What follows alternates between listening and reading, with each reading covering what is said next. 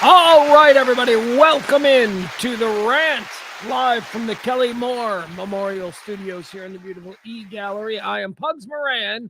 We do this every day, Monday through Friday, noonish, right around the noon o'clock hour. I try to give you all the day's hot topics, current events, trends, and all of that stuff. A little different today. Maybe you didn't even notice. Well, two things that are different about me today. I'm wearing a sweater. That's right. I'm sweatered up. A little chilly. It's a little chilly in here. Secondly, and this is going to be an ongoing problem for me today. It just started. I just hit go. We just began today's rant, and I'm already in my own bag. The microphone is on the other side today. That's right. The microphone is over here. You might be accustomed to seeing this one. This is the microphone I usually use. Here's the problem. This microphone is way too big. It's like I've got such a glorious, look at this, an incredible set. And this microphone it's just too big. So I've decided to use this one. It's less invasive, but it's to my left, and I'm not used to going to my left. So I'm going to try. What all of this I used to do with the microphone over here. I don't think I can do it over here, and maybe that's a good thing. Let's say hi to the chat room. Who do we have? We've got Rainy Days is here in the chat room. Barney's here in the chat room. We got Al. We got KB. Taronda, of course, is here. Where's everybody else? Let's see. I'm a little bit early, I guess. There's Peter. Peter's here.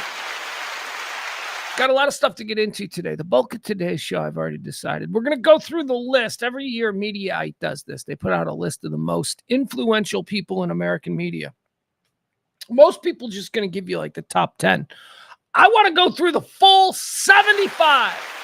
75 people. We're not going to spend a whole lot of time on all of them. Some of them I'll be like, never heard of them.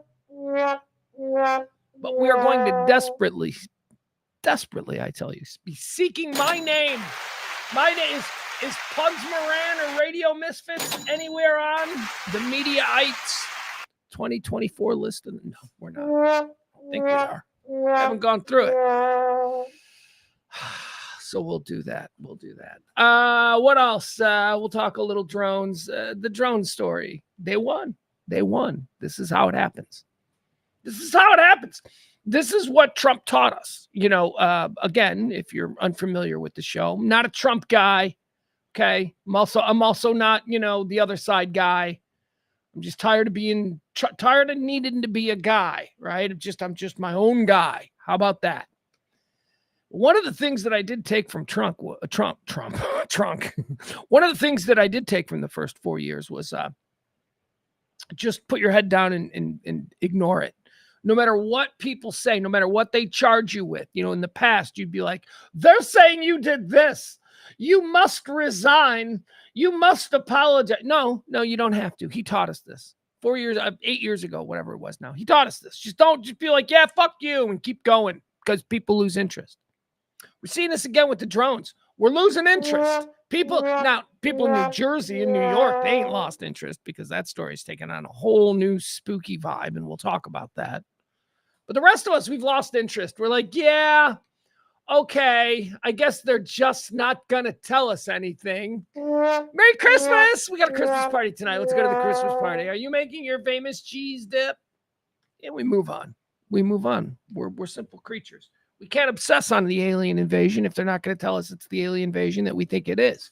We're just going to be like, all right, I guess I'm going to think it's an alien invasion. And since nobody is corroborating that at the federal or state level, I'll just go to tonight's Christmas party. We've lost interest in the drone story. I'm telling you. We're all, half the videos now turned out they were airplanes. Half the damn videos. That's a bit that's going on TikTok and Twitter right now. Don't fall for it. Like everybody in New Jersey is just filming airplanes and going, drone flew over my house. So, that's disinformation. And that's how if you're the government and you want to, create the narrative and you want to stop people from being so scared and freaked out and demanding answers, you belittle the campaign. You make it silly. And they're doing that. It's being made silly now. So it's over. They won because they're right. Ultimately, when they sit in that room and chomp those cigars and go, the people are just idiots. They're just monkeys. They're right. We are. They'll ask questions for 3 weeks, Mr. President, and then, I don't know, there'll be a Christmas pageant they'll have to go to, and they'll forget about it. So we'll get into that. A whole bunch of other stuff, too. And that's what we do here. The show plays out in 4 quarters. I give you the entire day's rundown of news. 4 quarters for my own personal edification. It keeps me reined in because I perform the show as a stream of consciousness. It's just me talking about the day. 4 quarters begins like this. First one, antecedently on this day. That's just this day in history. Quarter 2 is birthdays. You know what that is. I don't need to explain. Quarter 3 is deads, people who died on this day, historical figures, celebrities, people of note, whatever. We look at them, we say they died on this day, and then we look at their lives. And we decide, where'd they go? They go to heaven or they get banned to hell? We decide that in quarter 3. And quarter 4 is that's the bulk of the show. That's all the hot topics, current events, trends. That's where we just spread out and we do a talk show. We just talk like regular Americans. This show has been on the air every day, Monday through Friday, for 3 years here on the RadioMisfits.com podcast and live streaming network. It runs on your gratuities. That's right. Your thank yous, your tips, whatever you want to call them. If you support this kind of talk radio, we appreciate it. Drop a little something in the Venmo, drop a little something in the Cash App. And if you are the biggest tipper of the day, and let's be honest, we usually get we average no tippers a day, but some days we get 1, some days we get 2. Today's tipper, today's executive producer. Thank you, Jen Hernandez. We also had Barney yesterday. Barney deserves a shout out. Not the executive producer, Barney. I'm sorry. But Barney, you are awesome. But thank you to Jen Hernandez, our executive producer. Once again, if you want to be tomorrow's executive producer, all you got to do is be the big tipper on today's show. That means drop a little something in the Venmo or the Cash App. I got a story coming up about Cash App in today's show. Remember the Cash App CEO got killed a couple of years ago? Yeah, resolution to that story. And it's just as weird as, one would have expected. Hi, April. April's here in the chat room. Barney's in the chat room. Leslie C is in the chat room. Adam Rain is in the chat room. Sports Bras are in the chat room. That's CC. Hi. All right. I need a drink. Too much noise. Too much nonsense. Small talk? We got any small talk for you? Nah, I got nothing. I got nothing for you.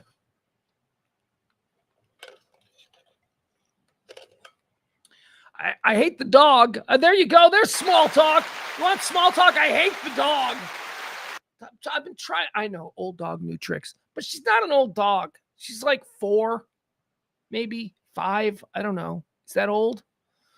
What's dog year? 7? She's 35. She's a 35-year-old bitter woman. That's what I've got. She's attractive. She's like model attractive. Like she's an attractive dog. Like people are like, that is an attractive dog. So she's a 35-year-old bitter, fading looks. Can't learn to walk. No matter, I've spent the last 2 weeks. Finally, I know, 2 weeks. The dog's 4. And 2 weeks ago, I decided I'm going to teach her how to walk. I used to have a dog that was fully trained. Do you know how nice it is to have a dog that is fully trained? Oh my God. If you've never had a dog that is fully trained, you don't know what you're missing because dogs are idiots. Anyway, I decided that I would utilize some of the training techniques that we used when my other dog, Blue, who was a Husky Timberwolf hybrid, we used Blue. She was the only Husky anyone ever saw that didn't need to be on a leash. She was completely trained, walked to myself. So I'd start trying to teach CeeLo how to walk, match my gait, stay on my left side, work on 3 basic rules: heel, free, and stop. Those are the 3. Repeat. My damn dog, she can't get it. She's so dumb. She gets outside and she gets outside and she turns into like a junkie. Like everything that she smells and she froths and she starts slobbering on everything. Like she gets 3 walks a day. We walk over 2.5 miles a day.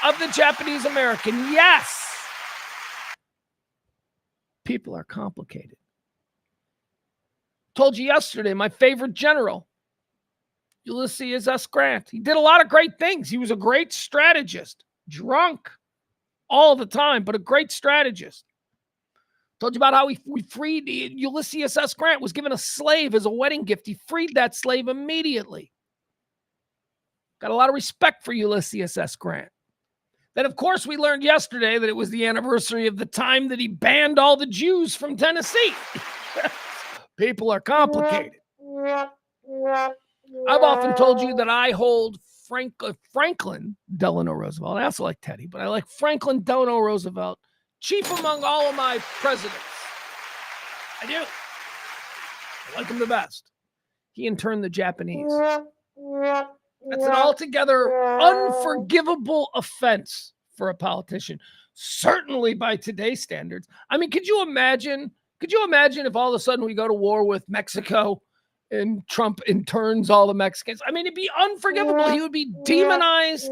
People, this has never happened in America before. America has done a lot of shitty things, a lot of things that we regret. A lot of decisions were made by less than perfect men. Call it the fog of war, call it the heat of the moment, call it whatever you want to call it. This was a very bad thing that Roosevelt did, the internment of Japanese American citizens in 1944. All right, let's keep going. Antecedently, on this day in 2002, California's governor recall. Remember this? They recalled Gray Davis. Here's why. I lost in the shuffle of all this. I don't know if we remember exactly why Gray Davis got recalled. Like, right, and this led the way for Arnold to become governor of California. So Gray Davis was the incumbent. He was running for governor, and he ran for governor, and apparently he lied about the actual state of the state of California, their economy. He lied a lot. And like a month after getting reelected, he came out and he goes, hey, by the way, remember that budget deficit that I campaigned on? Yeah, that was wrong by half. The deficit's actually twice as bad as I campaigned on. And the people were like, no, you can't do that. And so they got rid of him. So anyway, it was on this day in 2002. Then Governor of California, Gray Davis, announces that the state would face a record budget deficit of $35 billion, double the figure reported during his re-election campaign 1 month earlier. On this day, antecedently in 2019, the United States House of Representatives impeaches Donald Trump for the very first time. Oh, there would be more. It's going to do it. Let's move on to birthdays. These are all the people who were born on this day, people celebrating birthdays. Let's talk about them. Let's decide whether or not we think they're cool or not. Here's one I definitely don't think is cool. Born on this day, year 1878, Joseph Stalin. Go kick rocks. What a jerk. What a bad tone to set for this day. Well, here's another one. Born on this day in 1886, another asshole, Ty Cobb. Ty Cobb and Joseph Stalin, born on the same day. A couple of jag bags. Born on this day in 1960. Now, I confused this woman the other day. We were talking about Betty Page, who was a pinup bombshell girl from the 1950s and 1960s. Betty Page would be very important in the rockabilly resurgence of the 1980s. You can still see girls walking around with a Betty Page look. I confused Betty Page on her birthday last week with this woman, her birthday today. Betty Grable. Betty Grable was the woman who I said Betty Grable was on bombers, during World War II. All the servicemen, they were all hot for. I don't know what Betty Grable looks like. Let's take a look at Betty Grable. Let's see what we're dealing with here. Here we go. Betty Grable on the side of a bomber. All right, there she is. All right. I don't know if that's a really good. There she is. All right. Bad 1940 swimsuit there. There she goes. It's all the same picture. It's all the same picture. Oh, is it just one plane? It's just one plane. There she is. All right. So let's see. Betty Grable, hot. She looks like Lucy. She looks like Lucy there. All women look. Okay, she's hot. That's hot. That's timeless hot.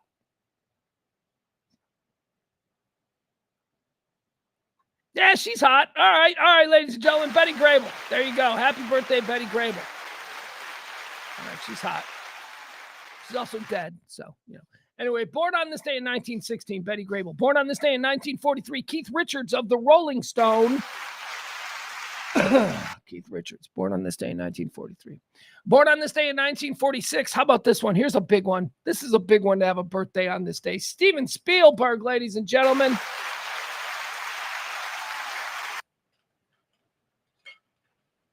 It's our Shakespeare. It's our Shakespeare, man. I'm sorry. It's whether you what? I got personal, very specific to this time and era political differences with Steven Spielberg. Fuck you. He's Shakespeare. He's Shakespeare. 500 years from now, people are going to remember Spielberg. People are going to remember Lennon and McCartney. People are going to remember Spielberg. People are going to remember Elvis. People are going to remember Michael Jackson. It's the genie's out of the bottle. Whether you think he's, running a child sex farm out of Tom Hanks's garage or not, Steven Spielberg is one of the most influential cultural figures in the history of man. Sorry, he is. Those movies, they did things to people. Born on this day in 1946, Spielberg. Born on this day in 1954, Ray Liotta. Oh, man. Henry Hill, Ray Liotta, Shoeless Joe Jackson. No, he wasn't Shoeless Joe. That was D.B. Sweeney. I loved Ray Liotta. He was so great. Cool Ray Liotta story. Are you ready for this? Okay.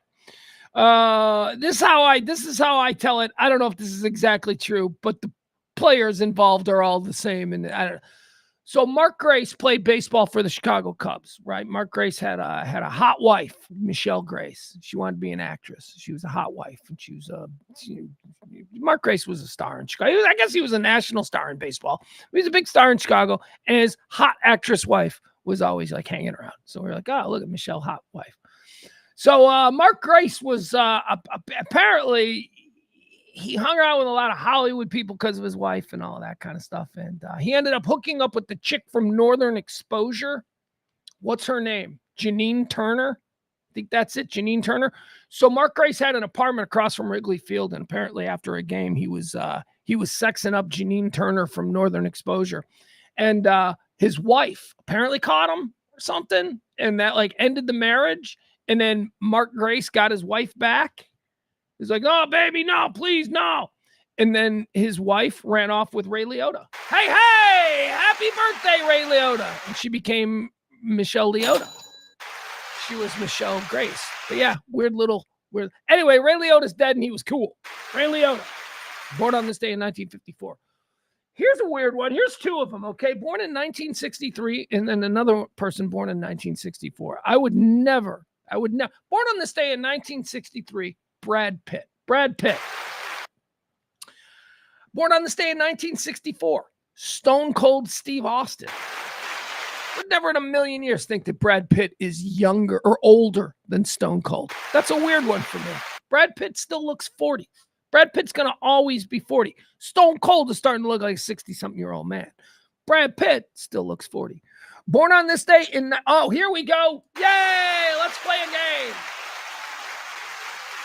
Howard Stern made Fuck, Marry, Kill, a very, very popular game on the radio. I find that to be a little dark.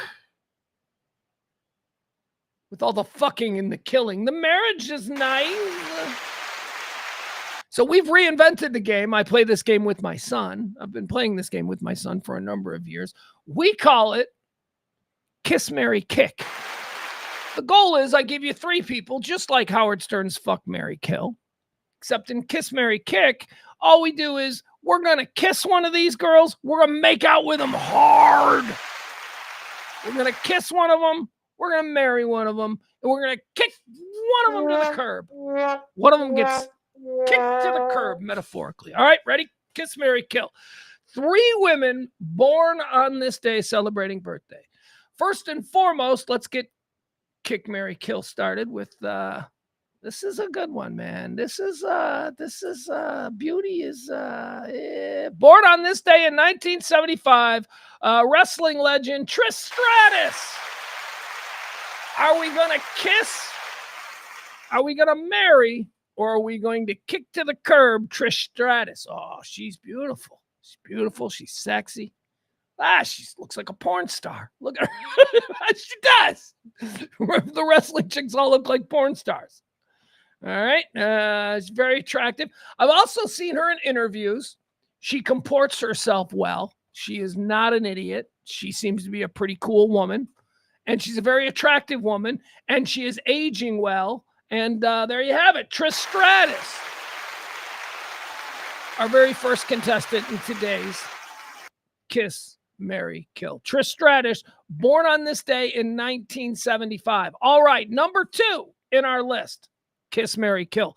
Born on this day, what day was she born? Born on this day in 1978. Okay, so a little bit older than Trish Stratus. Born on this day in 1978. Ladies and gentlemen, Kiss, Marry, Kick, Katie Holmes. Katie Holmes. All right, we got Trish Stratus. We got Katie Holmes. From Dawson's Creek? Come on. How many of you, I know all you millennial dudes, you were like watching her at 16, 17 going, I want to marry her. What was her name? Joey? She was adorable. She is adorable. She is, look at her. She's a beautiful woman, a sexy woman. She's got class, sophistication, sex appeal. Oh my God. Katie Holmes. The only thing holding her back, she's an actress. All right, there we go. We've got Trish Stratus, born on this day in 1975, and we've got Katie Holmes, born on this day in 1978. So who is going to be the third? Who is the third contestant in today's round of Sorry, I got to do it wrong. Kiss, Marry, Kick. We're going to kiss one. We're going to marry one. We're going to kick the other to the curb. All right, who is the third contestant? Ladies and gentlemen, born on this day in what? It's Christina Aguilera, 1980. There you go. Christina Aguilera. All right, let's take a look at this. All right. All right. You know, Christina Aguilera is very, very attractive, but this is absurd. Well, look at this. Look at this girl right here. This is an absurd look. Could you imagine? I mean, I know this is probably from like 2004 or something, but even then it was an absurd look. Imagine like I come to your Christmas party tonight and I bring her, like, and she's dressed like that. This is my girlfriend. This is Christina. Come on, that's such a bad look. There's got to be better looks for Christina. Okay. That's timeless. This much preferable to this. This steals your wallet when you pass out. That's what this does. This is a wallet stealer. This is a keeper. Look at that. How is that the same person? Look at that. All right, I don't like the little thing on the top of her head, but she's a beautiful woman. We can't deny Christina Aguilera is our third contestant. Born on this day in 1980. Kick to the curb, marry, or kiss. Kiss really hard. We're going to kiss really hard. God. Ugh. All right. So first off, here's what we're going to do. We're going to look, who is the most marryable? I got to be honest, because I'm a fool for the Hollywood shell game. Right? Katie Holmes seems to be the most marryable. She seems, based upon the characters that she plays, Katie Holmes seems like you'd want to marry her. But she married Tom Cruise, so she's nuts. Like, she thought like Tom Cruise wasn't just a guy she would hook up with a couple of times. She was like, no, I could be married to that idiot. So that's a real big strike against her. However, she got out fairly quickly. So that's one in her column. All right, let's table that. Look, I'm sorry. I got to go back. I got to go back to this. This is, you know what? Having this be something that actually existed, it's a deal breaker. All right, Christina Aguilera, you're getting kicked to the curb because of this picture. I'm sorry. Christina Aguilera has been kicked to the curb. All right, that leaves us between. All right, you know what? I'm going to go ahead.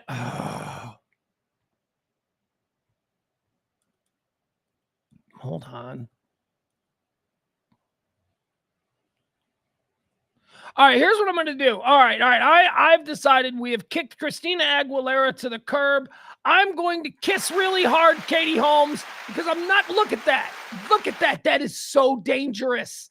That right there. That she's nuts, folks. You got to know she's nuts. She's an actress, so she's nuts. But that doesn't look nuts. That's very alluring. So I'm going to make out with her. And I guess I got to marry Trish Stratus, the wrestler. That's fine. That's fine. She seems nice. That's very good. All right, back to it. Trish Stratus, born on this day in 1975. Going to marry her. Katie Holmes, born on this day in 1978. I'm going to make out with her really hard. And then Christina Aguilera, born on this day in 1980. It's a bad look from like 2004. I'm sorry. It was tough. Let's be honest. That's pretty difficult competition, Christina. Christina gets kicked to the curb. Who else? Any other birthdays? Let's see here. Quickly. 2000, born on this day in 2000. Jaden Daniels. He's the quarterback, right? And the reason I ask this is because every other professional athlete is named some variation of Jaden, Jalen, J-Don, J-Gang. This is one of the unique things from my lifetime in American history. I'll give you an example. Whether it was the Dallas Cowboys, the Steel Curtain, who else? The Oakland Raiders of whatever period of 1970s. We're talking about these great 70s and 80s NFL teams with players in the Hall of Fame. Not a goddamn single Jalen or Jaden in the bunch. Okay? The name didn't exist until a certain point in our cultural history. What was that point? And I love this about the name Jaden and the name Jalen. They're the same. They're the same name. Didn't exist. Now they're everywhere. We can trace back the original Jalen. It's Jaden, right? Jalen. It's Jalen Rose, the Fab Five. That's when it all started. Jalen Rose, Jimmy King, Chris Webber. Who else? Who else was in that group? I don't know. I'm missing the other two. I'll think of them. But it was Jalen Rose. Who's the other guy? Who's the other guy? You got Rose. I don't know. Doesn't matter. Why can't I think of the Michigan Fab Five? But that's it. Jalen Rose became a thing. And then within like the next 15, 16, 17 years, we started hearing about all these incredible young athletes named Jalen. And now here we are 20-something years later, removed, 30 years later, we are lousy in sports with Jaden and Jalen's. Anyway, happy birthday. Born on this day in 2000. Totally influenced by Jalen Rose. Jaden Daniels. They just didn't exist before. Just didn't exist. Also, the explosion of the stupid name Mason, we trace that back to my son. My son has a stupid name now. It wasn't a stupid name. It was a cool, unique name. We didn't know any Masons. When I named my son Mason, we didn't know any Masons. We were like, that's a cool name. That's a unique name. And then like a month after my son is born, was my son born May? Yeah. But it's that like a month after my son is born, Kourtney Kardashian has a baby on live TV and she names it Mason. And then all of a sudden, now my kid Mason has like 5 other little trash kids in his classroom named Mason, and they're all named after a Kardashian. Not ours. Not ours. This is not. Anyway. Born on this day in 2000, Jaden Daniels. Born on this day in 2000, Trayvon Walker. Trayvon, another one. Like to trace back the beginnings of Trayvon. That's a totally made up name. That's not a real name. Actually, it comes back to the kingdom of Sumatra in medieval Africa. No, it doesn't. You're making it up. It's a made up name. Jaden is made up. Jalen is made up. Trayvon Walker, born on this day in 2000, is made up. Isn't that weird, though? Like Trayvon Walker and Jaden Daniels are both the same age, born on the same day. Jaden Daniels is a rookie this year. And it feels like Trayvon Walker has been in the league for years. But I got Trayvon Walker was the number 1 overall pick in 2022. It was only 2 years ago. but seems like forever ago. Finally, born on this day in 2001, how about Billie Eilish? I don't know what's up with her. I feel like Sinatra in that old Saturday Night Live bit, the Sinatra group. Boo-hoo, swing baby, you're platinum. What are you so down for? What do you got to cry about, baby? Head down to the Brown Derby and cut the light fantastic. I don't know how they talk different back then. It's different words. Let's do the deads. Quarter 3. These are people who died on this day. These are the people who've died. These are the people who've died. Shout out Jim Carroll. Don't know. Well, no, we do. We actually do. This is confirmed. These people ceased to be alive on this day. Let's go through them. Let's decide if they go to heaven or do they go to hell. Let's see. Oh, here's one. Mark Goodson, dead on this day in 1992. Mark Goodson, he's a game show creator. Mark Goodson, Bill Todman production. Boom, boom, ba ba ba ba ba ba ba boom. And then you see Mark Goodson, Bill Todman. Hell, put him in hell. Game show creator. What kind of a sick, twisted, weird, like he's an asshole. A game show creator in the 1970s. Yeah, see? He's an asshole. I'm just telling you. Put him in hell. Don't have anything to go on. Then I assume he's an asshole. Dead on this day. Let's take a moment here. Take a sip because I'm going to talk a little bit about this. I do it every year. Why not? One of the big moments in my early broadcast career occurred on this day in 1997. Boy, and I'll never forget where I was. I'll never forget who called me. I'll never forget what I did. On this day in 1997, Chris Farley passed away. Chris Farley! Farles! I've told these stories a lot over the years. I knew Chris Farley. I'm not going to pretend to know him well. It wasn't a buddy, but we knew one another to see each other, and it was always. I'll tell you one of the coolest moments of my life. One of the coolest moments of my life was when I was producing this very big, very popular morning show in Chicago, and it was a cool, high-profile thing for me, just a dumb nothing kid from the south suburbs. But all of a sudden, I'm on the number one morning. It's like Craddock is here in Dallas, right? I'm a major player on Craddock all of a sudden. It was cool, and it was fun for me, an awkward, weird kid who hadn't really found his voice yet. So from time to time, I would bring my boys from the neighborhood. We'd go downtown and we'd have fun. And now it's me and my neighborhood boys, not the radio world. The radio boys are the regular friends. And the regular friends hated the radio thing. They, kids are weird. All of a sudden their buddy is signing autographs and taking pictures with people at bars. They're going to bust my balls over it. It's totally understandable. Who the fuck do you think you are?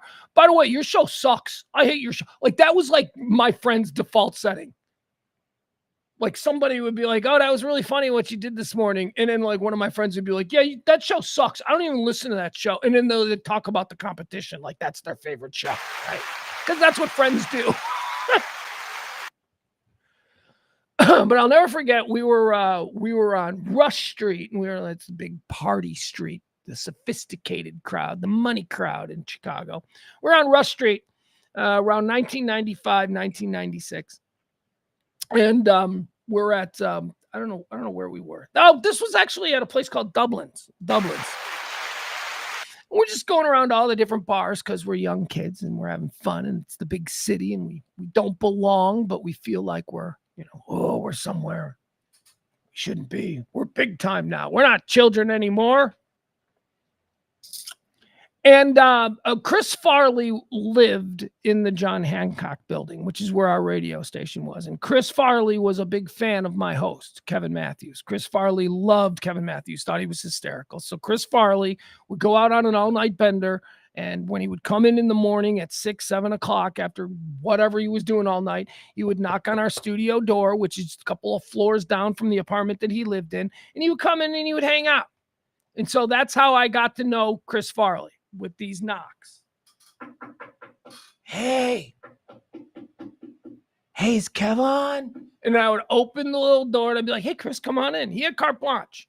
I mean, of course, it was Chris Farley in the Saturday Night Live days. the Tommy Boy days. He lived a couple of floors up. If you wanted to come in shit-faced and, get a free breakfast, because we'd always order him breakfast, and he'd have breakfast. So that's just how I knew Chris.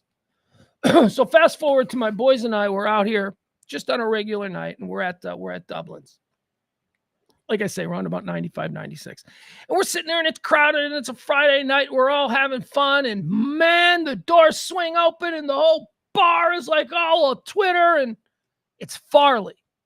Farley is on the scene, and Farley's with his boys from Wisconsin, and Farley's moving through the crowd, and he's shaking hands with everybody. He's hugging everybody. And we're at this table, and it's me and it's like 3 of my friends from the neighborhood who don't give a shit about what I'm doing and take any opportunity to bust my balls. And I see Farley coming, and I'm like, man, do I even say hi to him? Does he even know who I am, the kid that lets him in? Does he even you know what I mean? It's like, oh man, this could be bad. This could be bad if I turn and try to be like, hey, Chris, in front of my friends, and he's like, and he big times me. Oh, my friends are going to fucking kill me. So I decide I'm just like, So it's crowded bar, and my back is to him. They're coming through, and I see him coming through, and my friends are all, because my friends love Farley. They hate what I'm doing, but everybody loved Farley. They're like, oh, it's Chris Farley. Blah, blah. Chris Farley moved past me, saw me, stopped, put his arm around me, and it was like, Pugs, and did this whole thing right in front of all of my friends. And then he went, hey, come back. Starts talking to me come back to wherever it is that they're going as he's whisked away. I can tell you, of all of the experiences that I've had, that one in front of the friends who were like, fuck you, to have Chris Farley recognize me, a punk, a stupid intern. He was awesome. He was an incredible guy. I mean, again, I'm not my buddy. I wasn't even sure that he would recognize me, But I've been in rooms with him, and I've seen the way Farley was. And everything that they say about him is true. I can't imagine that he was ever cross, mean, or angry with anybody. What a loss. Chris Farley, dead on this day in 1997. Yeah, he's definitely in heaven. He's definitely one of those dudes that's like, oh, he went straight to heaven because he loved everybody, and everybody loved him. I'm getting choked up. Dead on this day in 97. So Chris Farley goes to heaven. Dead on this day in 2006. I covered his death when they brought him out. So I was telling you, I know exactly where I was. I was at the video store. It was raining. And Artie Kennedy, who was the producer of the Jonathan Brandmeier show, which was our morning show, Artie called me and he said, hey, I just want to let you know, Chris Farley, something happened to him. They're swarmed his apartment, and there's all kinds of people in the lobby and blah, blah, blah. You might want to get down here. And I'm like, okay. So I immediately left the video store, got in my car, drove back down to the radio station in downtown Chicago, and had my place right there by the residential elevators. And I could have my place. Police had blocked it all off. And I could have my place because I worked in the building, because I had a building pass. I was allowed to be there. And I was standing right there on a phone recording when they brought Chris's body out right in front of me, out of the elevators, covered in that black tarp, wheeled it right past me, had to move back against the wall. Dead on this day in 2006. We'll also put this guy in heaven, Joseph Barbera, he of Hanna-Barbera. How could we not? How could we not? Dead on this day in 2008, Mark Felt, American FBI agent. Why is Mark Felt important? Why do we know Mark Felt's name? Because right up until the point he died, we didn't know his name. We knew him by his nickname, or what he was known as, and that is Deep Throat. Mark Felt is Deep Throat. He was the inside informant within the FBI who funneled all of the information, the Watergate break-in investigation cover-up, funneled all of that information to Woodward and Bernstein for years and years. Nobody knew who the source was, simply known as Deep Throat. Mark Felt. is who Deep Throat we now know. He went to hell. Or I don't know. Maybe he went to heaven. I don't know. He's an FBI agent. So he went to heaven. Or he probably went to hell. I don't know. Where do I put Mark Felt? Oh my God. I'm having a crisis here. I don't know. I'm going to table it. I don't know. Purgatory. Mark Felt goes to purgatory. I'm not prepared for this right now. Purgatory. I think we've only put 2 other people in purgatory. Mark Felt goes to purgatory. Dead on this day in 2016, Zsa Zsa Gabor. Put her in hell. Are you kidding me? Put her in hell. Zsa Zsa, first of all, there is a difference, okay? Most people who think they know who Zsa Zsa Gabor is, they don't know who Zsa Zsa Gabor is.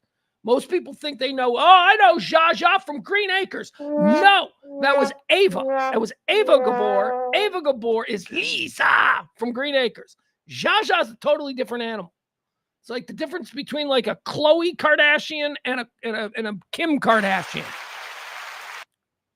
Interestingly enough, Zsa Zsa and Ava Gabor were the aunts of the Kardashian girls. They're aunts because the Gabors married Hiltons. I don't know, something like that. I don't know. Zsa Zsa's in hell. Famous for being famous. She's a hot foreign chick who somehow married well in America. And then she brought her little sister along, Ava, who actually had a little bit of talent. And I'll say a little bit of talent because I don't know what else Ava Gabor did outside of playing Lisa in Green Acres. But she was terrific as Lisa. She was great. So I don't know. Screw you, Zsa Zsa. Only one of you can get into heaven. And I think I'm going to put Lisa in heaven. All right, that's going to do it. That's all of it. That's all the hot topic current events. Or I mean, that's all the birthdays. That's all the deads. That's all the, what else do we call them? Antecedently. It's all the events that have helped shape this day. We're moving on to quarter 3. Long story short. What happened to I lost my chat. I can't see my chat. All right, let's get rid of the dead people. Let's one more time thank Jennifer H. She is our executive producer on today's show. Thank you so much. She was the big tipper of yesterday's show. If you want to be tomorrow's executive producer, all you got to do is be today's big tipper. Drop a little something in the Cash App, drop a little something in the Venmo, and you can be tomorrow's executive producer. What is tomorrow? We're in this weird time of year where it's so easy to lose track of the days because next week the days aren't going to mean dick, right? Because isn't next Thursday Christmas? So that's basically like a Sunday. But then you got a Friday followed by a Saturday and a Sunday. What is today? Today's Wednesday, right? All right, I got a party. Got a Christmas party. It's Wednesday. Tomorrow is Thursday. And then all bets are off. Then it just becomes one long weekend. I think pretty much the country's going to shut down after Friday. So we'll be doing shows. We'll be doing shows straight through. We'll do shows. We won't do a show. We'll do a show Christmas Eve. Probably. Maybe we'll do one from the house. I don't know. We'll do something Christmas Eve. Probably not Christmas. Day after Christmas. Yeah, we'll do all that stuff. We'll do no New Year's Day show. I'm going to do a show New Year's Day. Trying to figure out what the schedule is going to be. All right. Doesn't matter. Let's keep going. We got a show today. We got a show tomorrow. We got a show Friday. We got a show Monday. We'll keep going. We'll keep going. We'll keep going. Let's talk about all the things that are happening in the world today. One more time, a big thank you to Jen, our executive producer. Who wants to be tomorrow's executive producer? There you go. Tip the show if you want. Big story, drones. Okay, let's start with the drone talk. Apparently, another top secret congressional briefing was held where they brought in all the muckety mucks and they're not telling dick to, and they told all the muckety mucks a whole loaded dick again, and nobody knows nothing about nothing.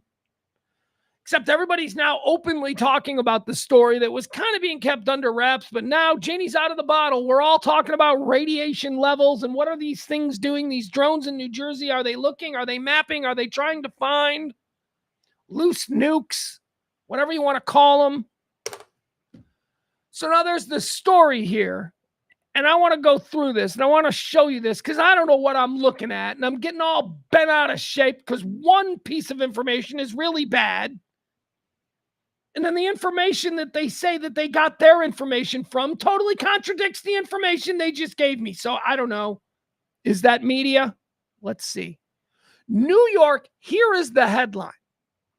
This comes to us from the Express, which is a real newspaper, although I don't know what their leanings are. It's not a dude in his basement. New York radiation levels spike amid drone sightings as Americans told prepare for the worst. This is a story that was around and everybody was ignoring it. Then Joe Rogan tweeted some drone guy in Arkansas and people started talking about it on a wider level. Then Bethany Frankel from The Real Housewives, she says she's got a friend. She's got a friend in the Pentagon who, and I got to tell you, Bethany, I would feel terrible if I didn't let you know. Her friend in the Pentagon says that it's they're searching for a lost nuke. Then you got congressmen going on TV. Then yesterday we watched the mayor from that town in New Jersey. He's on TV. He's going, well, we know that we were informed on December the 8th that there was a missing uranium shipment from the port of Newark. So all of these things, right? So now comes this headline. New York radiation levels spike amid drone sightings as Americans told to prepare for the worst. Who told Americans to prepare for the worst? First of all, what a reckless headline. Who is telling Americans to prepare for the worst? So let's get into the story. It says here, an expert on U.S.-Chinese relations has warned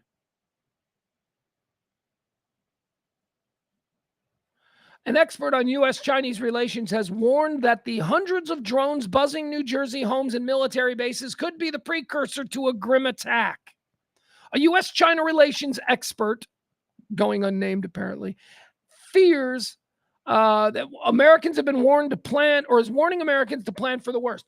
Okay, so that's what it is. So the headline is misleading. It's not like some governmental authority that is telling Americans to plan for a worst. It's an unnamed so-called Chinese American expert who you are listing here. That's the criteria for your screaming headline of prepare for the worst. An unnamed, cool. I know I went to journalism school 30 years ago, but really, has it fallen this hard? According to the Geiger Counter World Map, which I didn't even know was a thing, but I do now, and I saved it and bookmarked it. According to the Geiger Counter World Map, which tracks radiation levels across the world, 2 areas, this is important, 2 areas in New York metro area have been flagged as red. The areas are both said to be over 200 counts per minute safety threshold. Both areas are over the 200 counts per minute safety threshold. Both areas in New York. This according to Geiger Counter World Map, which I'd never heard of. But they're using it in this story as proof that there are unsafe radiation levels spiking in New York. So that seems like a big deal to me. So instead of just reading it, I went to and tried to find Geiger Counter World Map. And I did. They didn't make it easy for me, but I found Geiger Counter World Map. And so now what I'm doing is I want to see if Geiger Counter World Map corroborates what the Express is saying, which is that there are 2 levels, there are 2 areas in New York that are spiking into the red as far as radiation. All right, so let me show you what Geiger Counter World Map is. I saved it and I bookmarked it and I found it. It takes a while to load. So hold on, give me a second here. There it is. Okay. All right. Let's wait for it to load up a little bit here. This is the Geiger Counter World Map. According to the news story on the drones, they are reporting that according to this, that there are 2 red radiation level areas in New York, and that this is why the drones or leading us to speculate. That's what they do a lot in the media. They give us just enough so that we take the rest and run with it. All right, so let's look at this. This is the real world radiation map. Let's move in. Okay, so far we're seeing nothing. But again, this map takes a little bit to load. So, all right. So here we go. Now we're starting to see levels, okay? Levels at 23, 22, 20, 59. All right, so what are these? What are these levels? These green dots. Green dots are perfectly normal. 0 to 50 CPMs per minute. All right, so that's fine. 59, a little hot, but not terrible. That's like the next level. So remember, according to this story, and I'm going to read it to you again, according to the Geiger Counter World Map, which tracks radiation levels across the world, 2 areas in New York Metro have been flagged as red. These are areas both said to be over 200 counts per minute. Okay. So again, that would be these. See, that would be red here. Over 200 counts per minute. Red. We're not seeing any red. We're seeing nothing but green, but don't let that stop you. Let's move in. New York Metro area. All right, this is definitely the New York. Okay, so now here's the New York Metro area. Extends out into Connecticut, into New Jersey, the New York Metro area. Where are these so-called over 200 CPM? Well, maybe I got to move in a little closer. All right, let's move into New Jersey more. Maybe New Jersey proper is where we need to be focused. This is the area where all of the so-called drone sightings have been. This area of New Jersey. From Trenton through Newark. So right in here. Right along the shore. Nothing. It's nothing. This is a bullshit story. The headline is nonsense. The headline is telling us that we need to prepare for the worst, like it's coming from some authority figure, but it's in fact coming from someone who they're not even willing to name in their story. Anyway, all this follows claims that the drones are hunting for a nuclear warhead that went missing during the Cold War. All right, so there you go. That's where we are now in the drone story. My point is this. That is a real site. If you want to go find it for yourself, here, I'll give you the name of the site again if you want to go try and find it. It is a real site. Geiger Counter World Map. All right? It doesn't show any problems in New Jersey. Well, that's just what they'd want you to see.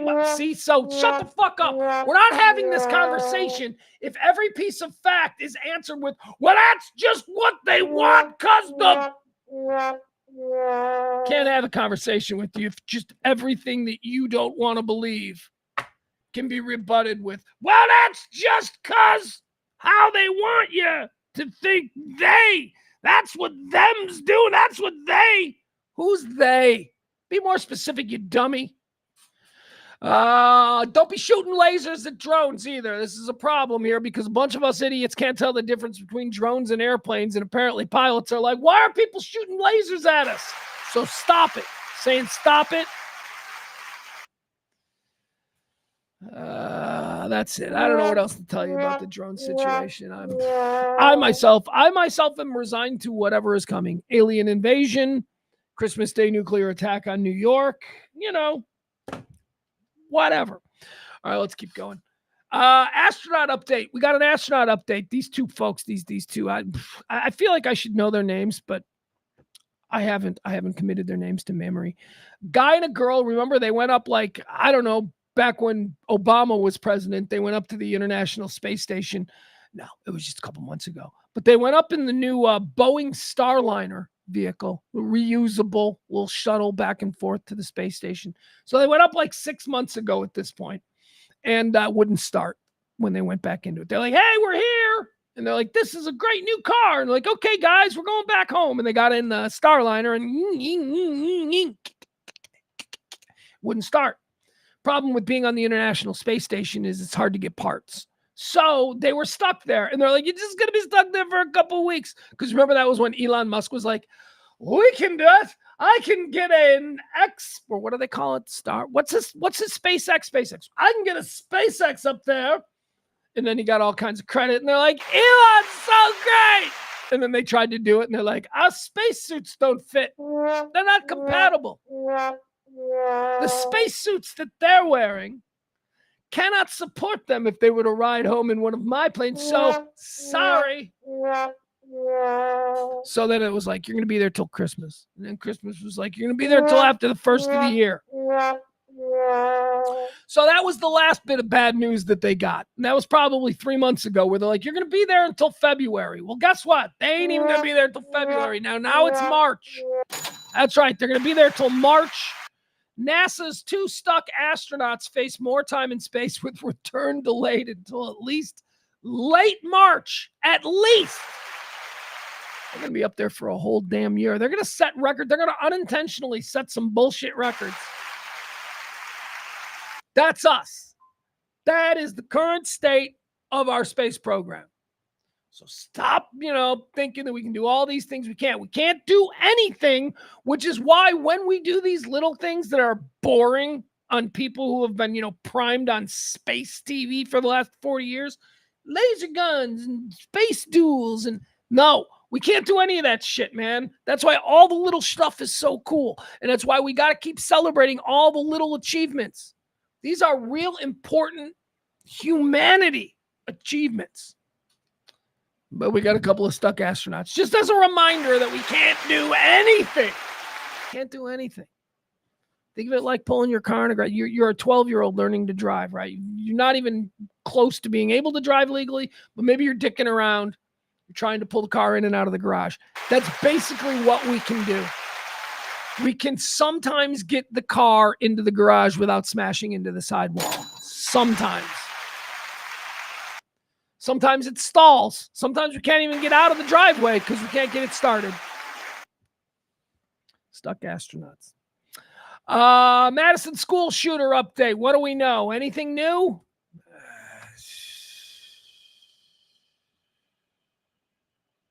People are all mad. Here's one of the things I could say about the Madison school shooting situation. 2 dead. Bunch of other people in the hospital. A couple of people in the hospital are not great. So keep a good thought for them. So one of the things that I'm hearing is that I call it out of town stupid when we're talking about sports, but I'll apply the out of town stupid label when we're talking about people who have never been to Madison, Wisconsin, talking about how Madison, Wisconsin did something wrong. It's really starting to bug me. I love Madison, Wisconsin. I'm in the tank for Madison, Wisconsin. Madison, Wisconsin is a baller town. I love it. Can do everything. And if you need big city and all that, you're like an hour drive from Chicago. You're fine. But Madison's got all the culture, all the sophistication. It's got music. It's got everything. It's Austin with 4 seasons. It's Austin with snowmobiles, and that's pretty cool. So one of the big criticisms is that the school didn't have, what do they call them? Metal detectors. I was watching people on CNN last night. This is just another example of a state that is run, that whole thing, put it on politics. Because a Christian school, a private Christian school in the middle of Madison, Wisconsin, didn't have, Fort Apache, the Bronx type setup for students when they walk in. You people don't understand Wisconsin, or at the very least, let's have Wisconsin be a microcosm for what a whole lot of America is. A whole lot of America is still pretty innocent. A whole lot of America is still, but it's one of the reasons that I love Madison, Wisconsin. You don't need bulletproof walls in Madison, Wisconsin schools. You don't need metal detectors in front of schools in Madison, Wisconsin. That sounds like a pretty stupid thing to say considering the events of this week, but that's the reality that I have to live in. I have to live in a world where Madison, Wisconsin does not need this kind of shit, because Wisconsin is a whole different kind of vibe. But maybe not. Maybe every place is, suburban Ohio or wherever, wherever these shootings typically take place. I just got a little bit, I was pushed back though by that. I was taken aback by it, by people being like, I can't believe they don't have metal detectors. And I'm thinking, I would be hurt. My soul would take a fist punch if I learned that a Christian school in Madison, Wisconsin felt they needed to have metal detectors, because that's just another indication that everything is far worse than I think. All right. Anyway, moving on. Madison school shooter update. There you go. TikTok. This is fun. This is how the sausage is made. Dude's not even president. And the guys who run TikTok, they came a groveling to old Trump there in Mar-a-Lago. They're like, oh, please, Mr. President. I don't know if they're Chinese. I'm doing a Chinese accent because I like to have fun. Oh, Mr. President, TikTok so good for teenager. And then he's like, yeah, I'm actually a fan of TikTok. He's like, he's now on board. They came by, they groveled, and he's like, I'm on board. I don't know. Hey, who's the idiot who first started this whole TikTok's a bad thing? What's that? It was me 5 years ago? Oh, I changed my mind. It was Trump. It was Trump. Trump started the whole TikTok is bad thing years ago. And now he's like meeting the guys who run TikTok, and he's like, they're good people. They kiss my butt. So yesterday, TikTok meets with Trump at Mar-a-Lago. Here's how the sausage gets made. Today, it's announced the Supreme Court, out of left field, they're going to meet. They're going to hold hearings on the whole TikTok thing. They're not supposed to. It wasn't on the docket. They're just going to shoehorn this one in. Once again, TikTok owners, they go down to Mar-a-Lago yesterday, and Trump's like, I love TikTok. And then today, Supreme Court, they're going to hear the TikTok hearing. Are they related? Of course not. Of course not. Not related at all. That's I'm full of shit, right? You people who are out there like JFK Jr. still alive and he's going to MAGA rallies, you'll believe all of that fucking shit, but you won't. What? Trump meeting with the TikTok people at Mar-a-Lago has nothing to do with the all of a sudden overnight hard turn by the Supreme Court and their decision to hear the TikTok. Anyway. Still going to be banned, though. It'll still be banned by, I think, January 17th is what they're saying. January 17th is when the ban goes into effect, and the Supreme Court said that, if we don't have it resolved by then, it'll still be banned. Methinks they'll have it resolved after last night in Mar-a-Lago. TikTok meets Trump, the Madison school shooter. We talked about the stuck astronauts. We got into a little bit of drone nonsense. What do we have now? Oh, here's another good one. This is fun. Oh my God. They hate this guy. You people. You. Actually, I shouldn't say you people, because even my MAGA friends, they're like, yeah, no, come on, dude. Don't pin that guy on me. Matt Gaetz is in the news again. We thought Matt Gaetz, Trump thought he could be the attorney general. I mean, fuck people. Whatever. Just going to move on. Trump thought he could be the attorney general. He was never going to be the attorney general. And quite frankly, is the worst possible individual. He has absolutely no scruples, zero principles. Seems to be morally bankrupt with every fucking decision. I don't know. Matt Gaetz. So Matt Gaetz did a whole lot of bad things, and he was under congressional investigation, and there was this big investigation about all the bad things he was accused of doing and all the evidence. Now that information was sealed, and Trump goes and makes him attorney general nominee. They're like, I'm going to make him attorney general, and we all go, what? But whatever, that happened. There was like 2 weeks where it was like a serious consideration. So what Matt Gaetz does is he then resigns from Congress, you see, because he doesn't want to be a member of Congress. Now he's the attorney general. So he resigns his seat from Congress. What this also does is it stopped the congressional ethics investigation into the way Matt Gaetz carries himself, which is not great. So him resigning from Congress, that ends that investigation, but there's all this work and there's all this stuff. So then information. So then a couple of weeks ago, they vote among party lines. Matt Gaetz. They vote the congressional committee investigating Matt Gaetz voted along party lines a couple of weeks ago to not allow the outside world to see any of the information, because Matt was no longer a congressman. It wasn't important. And he's going to go through this thing with the attorney general thing. So, we'll find out stuff that way. So they decided that they weren't going to release it. And then, of course, his card gets pulled for the attorney general. Trump's like, nope, sorry, big mistake. And he's basically left adrift. He's no longer a congressman. He's not going to be the attorney general. He's looking to go do a show over at Newsmax. And today, Congress, the committee who has all this information, have decided now that he's out of the way and he's not attorney general, they're going to kick him in the nuts publicly and release. When he was Trump's guy for the AG, they voted along party lines. Now that he's not Trump's guy anymore, they're like, release the hounds. So yeah, we'll get to find out all about paying underage girls with Venmo, and we'll find out all kinds of good stuffs about old Congressman Quagmire, or whatever you want to call him. Matt Gaetz in the news today. The Cash App CEO, the murder case. Remember this? This was from a year ago. This was awful. People use this. It's like, even San Francisco is just a hellhole. I bet it was a migrant immigrant person from a foreign country. Well, you were kind of right. This person from a foreign country. The CEO of Cash App was found stabbed to death on the streets of San Francisco 2 years ago. Wow, it's a migrant murder. Turned out not to be a migrant murder, but it was a murder. It was definitely a murder, a cold-blooded murder. Definitely a foreigner. It's one of these honor killing kind of deals. Yeah. Oh, it's a good story. Let me share it with you. All right, Bob Lee is the dude's name. Bob Lee is the founder, creator. Is he the founder? I don't know what he was. He was the CEO. He was the CEO of Cash App. Tech consultant found guilty of second-degree murder and stabbing death of Cash App founder Bob Lee. A San Francisco jury on Tuesday found a tech consultant guilty of second-degree murder and the stabbing death of Cash App founder Bob Lee. So these are two tech guys. One tech guy murdered the other tech guy.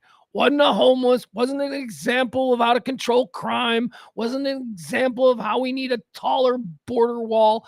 It was just a fucking pissed-off tech consultant who was angry at Bob Lee, the founder of Cash App. Why? Because Bob Lee was banging this guy's sister and had gotten her hooked on drugs, according to the dude who killed him. The guy's name is Nima Momeni.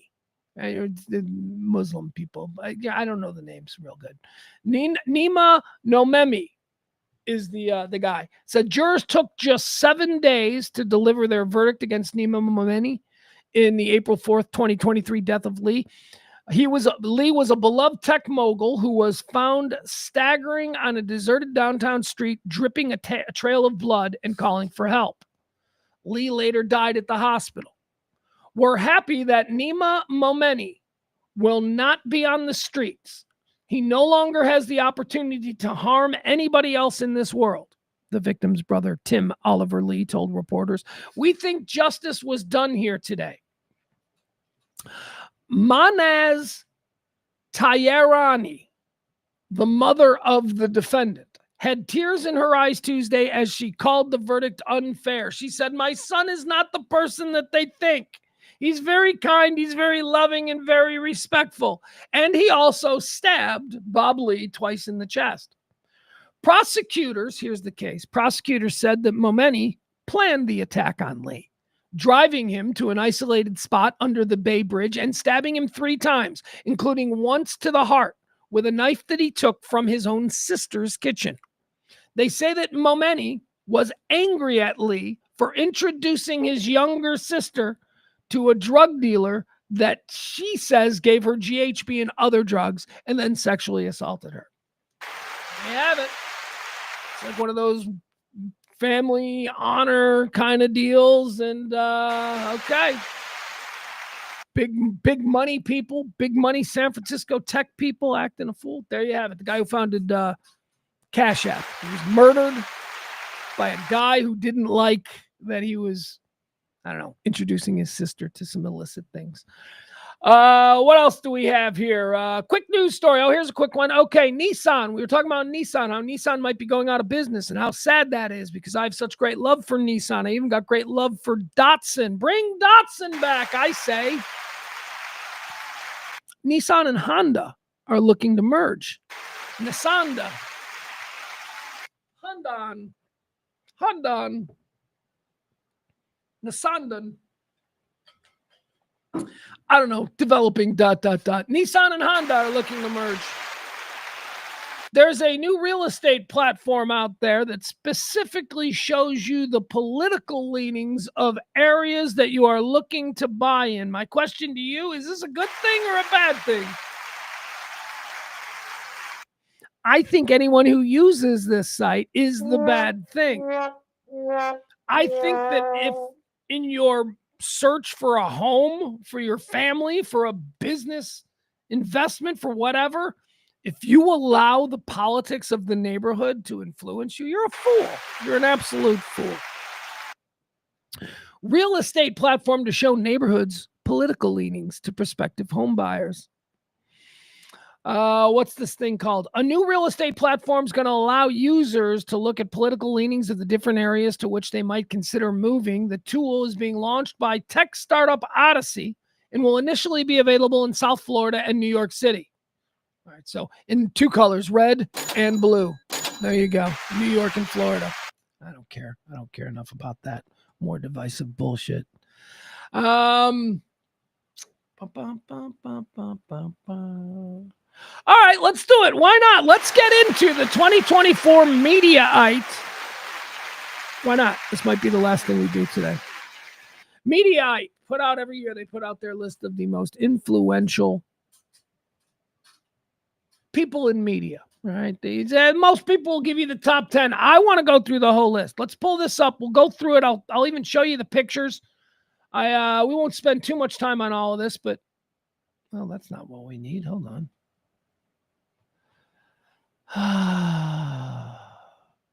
All right, here we go. Let's pull this up. Oh, it's a big day in media. We all wake up at the crack of dawn, have the traditional breakfast of sausages and jelly toast. Oh yeah, it's a whole thing on most influential media day. All right, these are the can we see this? I want to make sure we're scrolling these so we can see the pictures. All right, here we go. Mediaite. This is the Mediaite's a pretty good site for media and media coverage and all that. Let's see. Who's first? Let's go. Let's just go. Come on. Words. All right, number 1, Alex Cooper. Ladies and not number 1, number 75. Why is this so big? I got to make it smaller, don't I? Yeah, make it smaller. Make it. There you go. All right, number 75, we got Alex Cooper. Alex Cooper. Call Me Daddy podcast.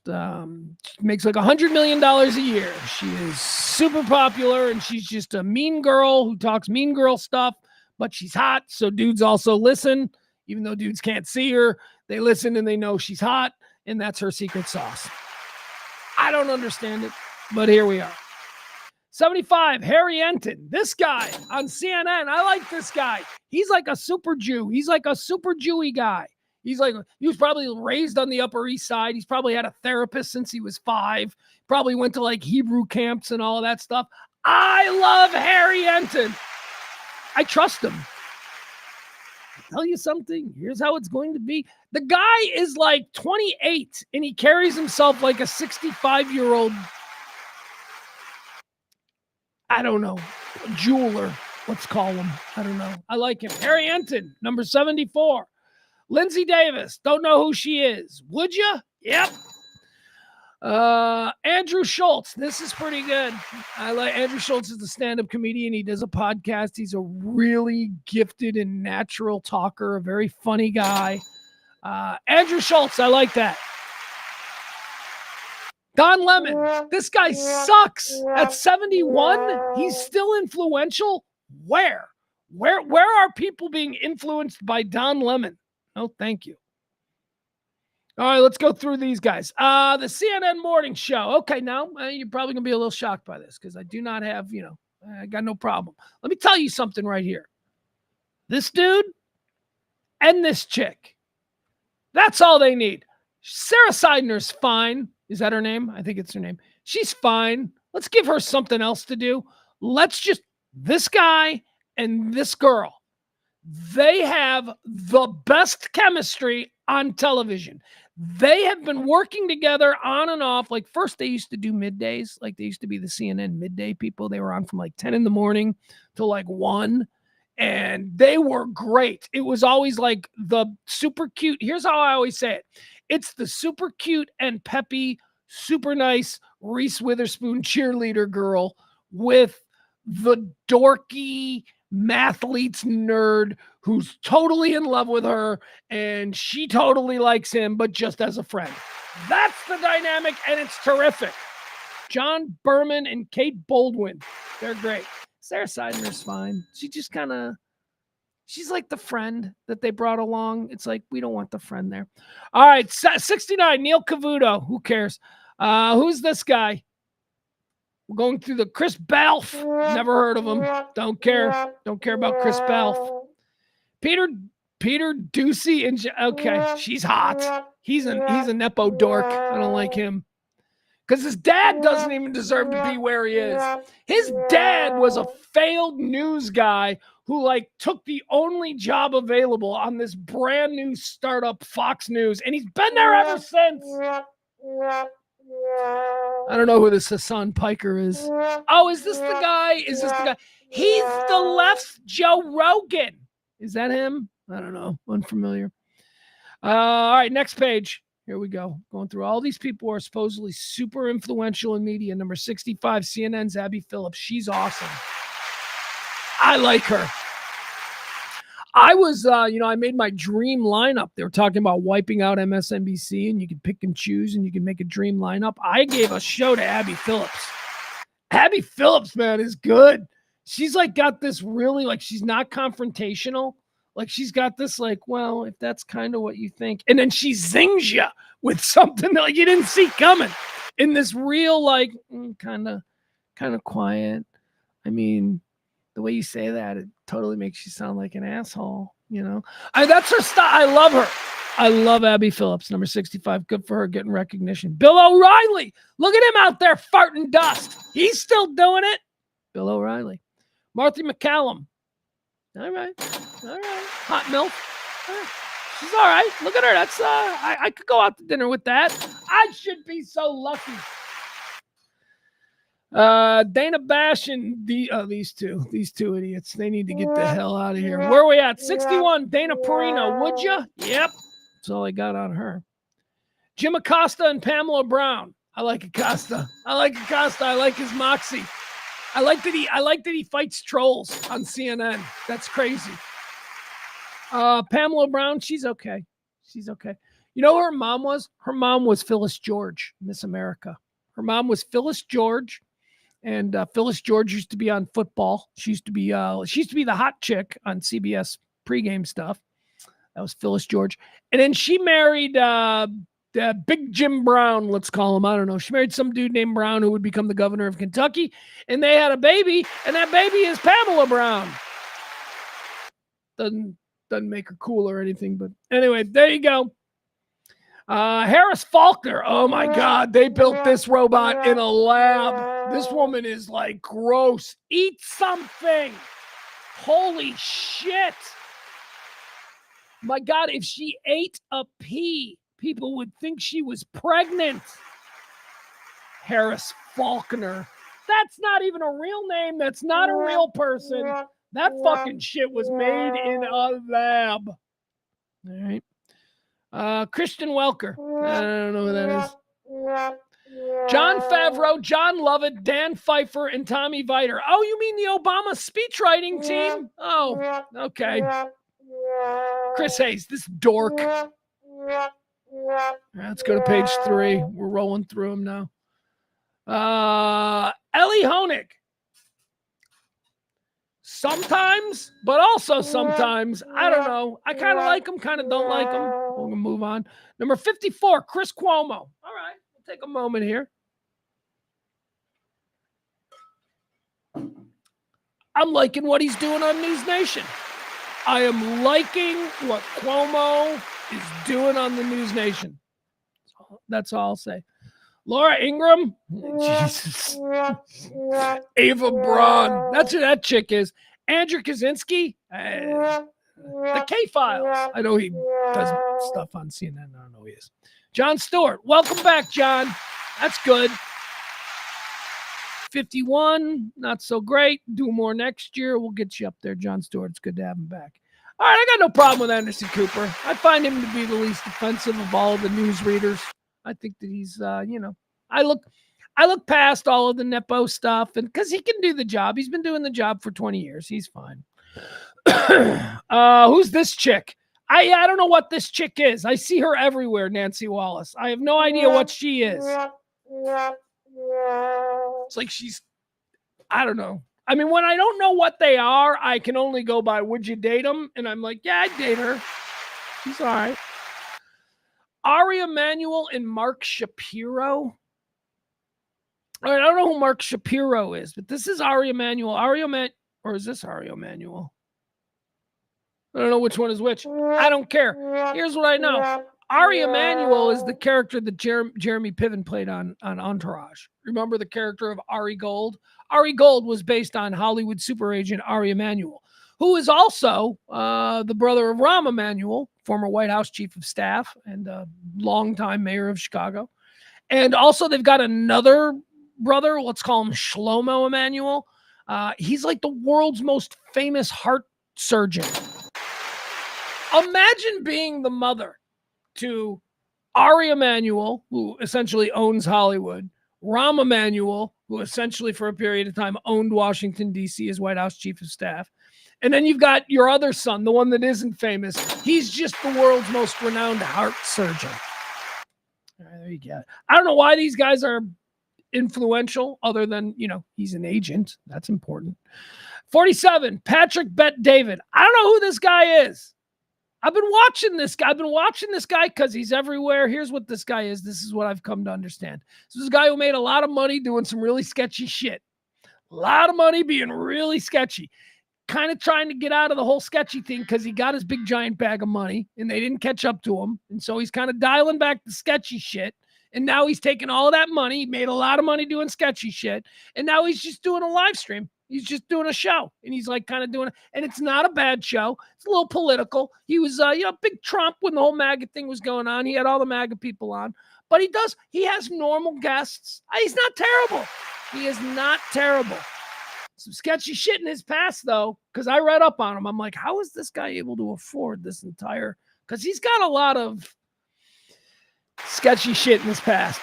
His name is Patrick Bet-David. First of all, I don't even know what he is, right? He's one of those dudes. He's like an Adam Sandler character. We know he ain't American, but we don't know what he is. We don't know Israeli? Maybe. That's always the default. When it's some kind of indecipherable Euro trash, you always just go, well, that's obviously Israeli. Is that, what is he, French? With maybe Latvian? I don't know. What is that? Well, let's just call it Israeli. Anyway, Patrick Bet-David, number 47. He probably bought his way onto this list. I don't know how. All right, let's read about him because this guy really is interesting to me. Patrick Bet-David emerged in 2024, seemingly out of nowhere. Yeah, he did, out of nowhere. As one of the most money, it takes money to seemingly appear out of nowhere. As one of the most influential commentators on the right, the self-made entrepreneur became a millionaire thanks to an insurance business and has since poured most of his efforts into growing a media empire. Yeah, his insurance business was like a Ponzi scheme. It was like a sort of like Amway, but for insurance. Like you would go out and then you would get 10 people to sell the insurance. It was like that. You can find it. It's out there. I've done the research. All right, let's keep going. We're going through Mediaite's list of the most important and influential people in media at number 46, Joy Reid. She only gets a sound. That's all she gets from me. I dislike that woman to such an extent. David Axelrod, the Axe. I like Axe. The droopy dog. I like the Axe. The Axe is a smart guy. Jen Psaki. I would. I totally think there's something about her. Jen Psaki. Theo Von. This is really great. I love seeing Theo Von on this list. We already saw Andrew Schultz. These are these comedians who all sort of in the wake of Joe Rogan decided, hey, I can do that. And you know what? Some of them can because they're very entertaining. Theo Vaughn is very entertaining. Let's see here. 42, Kara Swisher and Scott Galloway.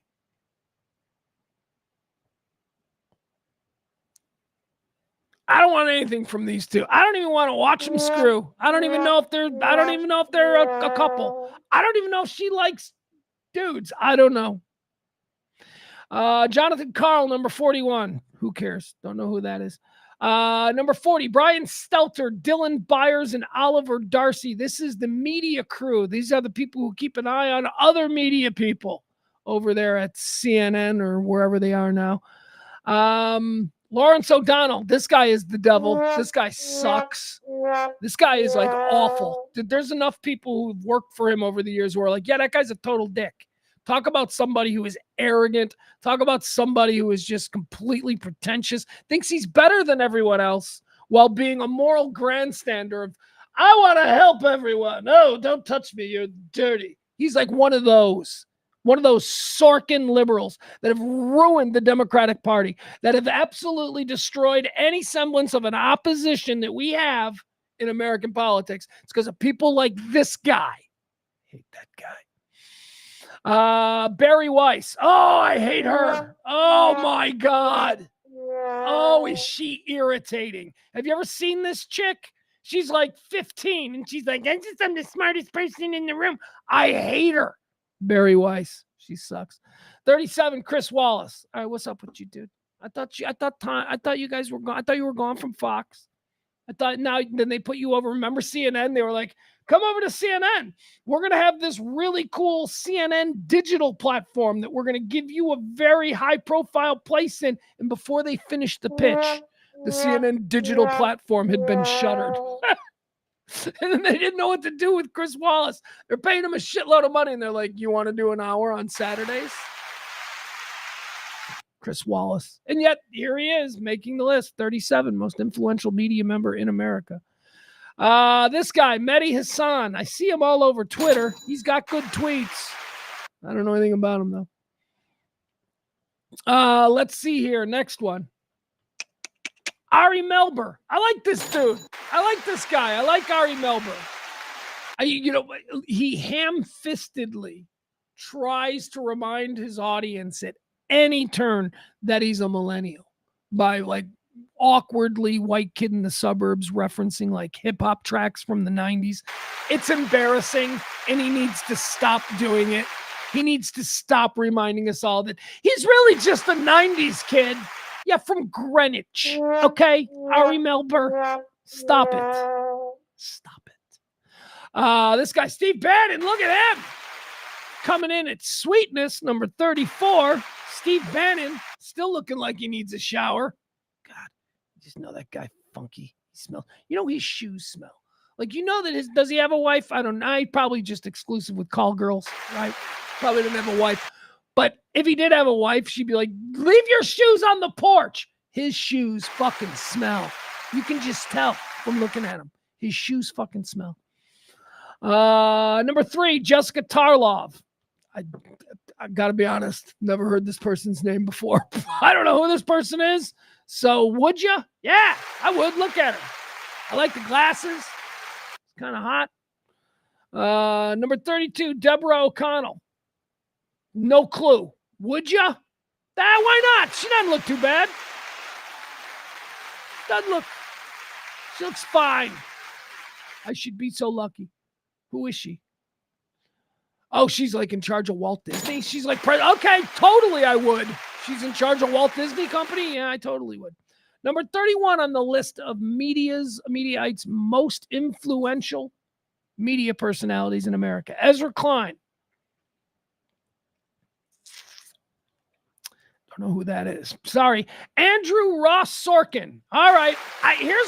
This guy, I see him all over. Like, apparently he does stuff on, like, he's on MSNBC and stuff a lot or whatever. I don't know. I just know that he makes TV shows. He's always like a consultant or a writer or whatever on TV shows. And they're always really good TV shows, like Billions. You ever seen Billions? Andrew Ross Sorkin was one of the writers on Billions. So that's always cool. All right. 29, Margaret Brennan. I like her. I don't know anything about her other than I think she's kind of cute. Maggie Haberman and Jonathan Swan.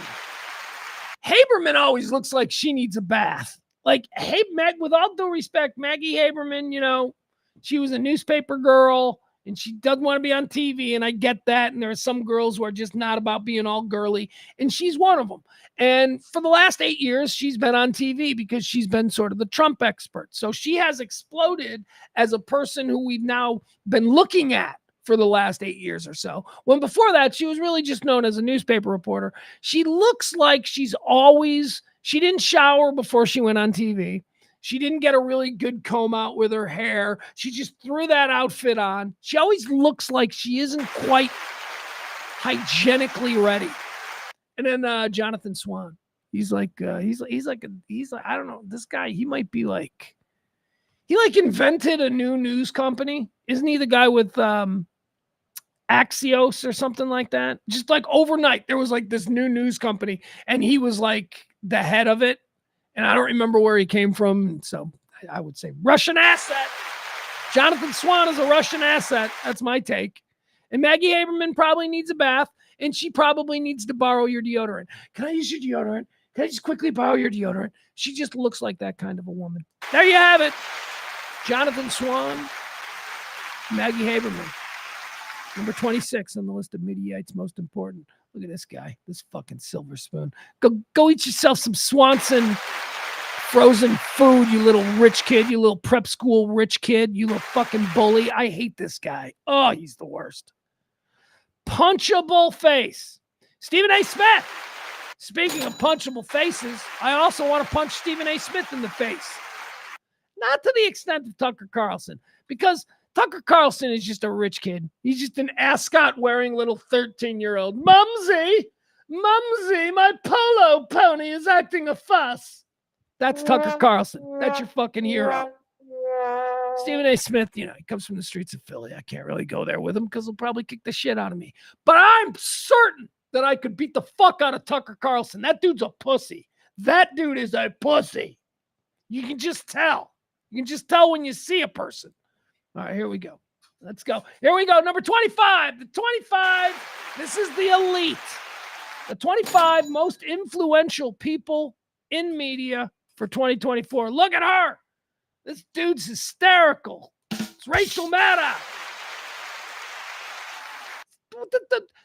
At this point, isn't it just like the idea of Rachel Maddow is incredibly influential? Because the actual Rachel Maddow, she never does TV. Then she doesn't do a show anymore. Doesn't she show up like once a week or something?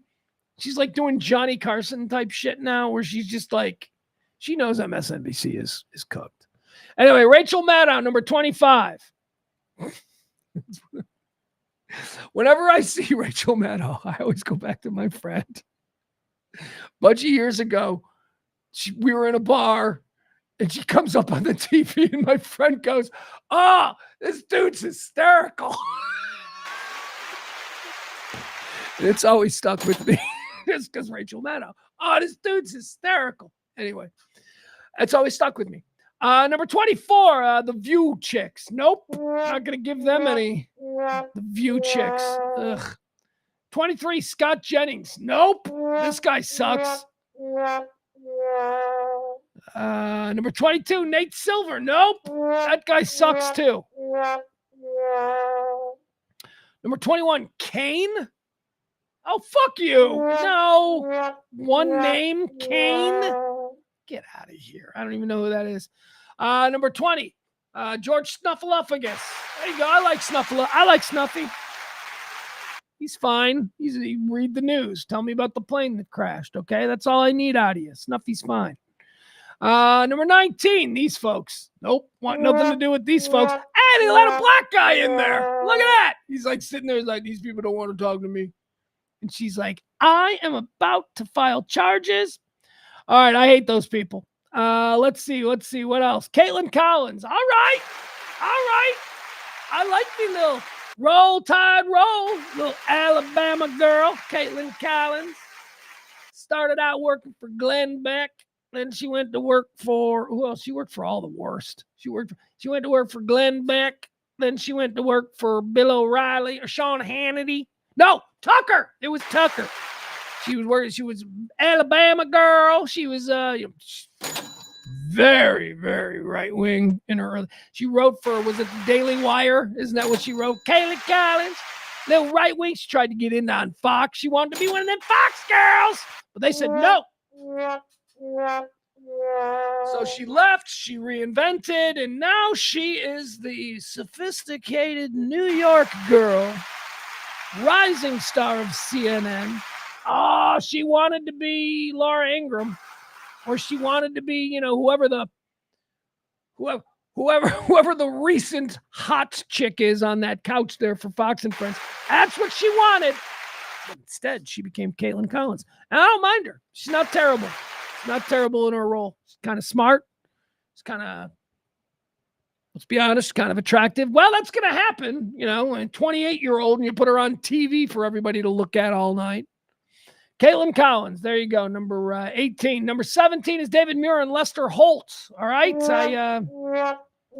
that's fine. I guess you got to make room for the network anchors. Let's see, what else do we have here? Number 16, Ben Shapiro. Nope. The only thing Ben Shapiro and I have in common is our love for the White Sox.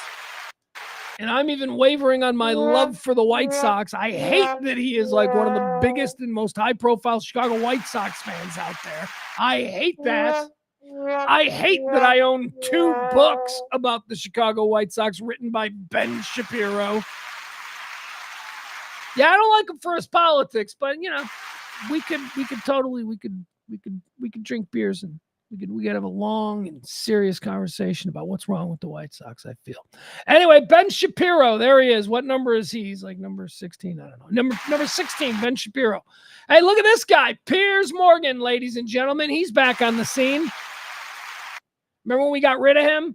We ran him out of town. We ran him out of CNN because he didn't like guns.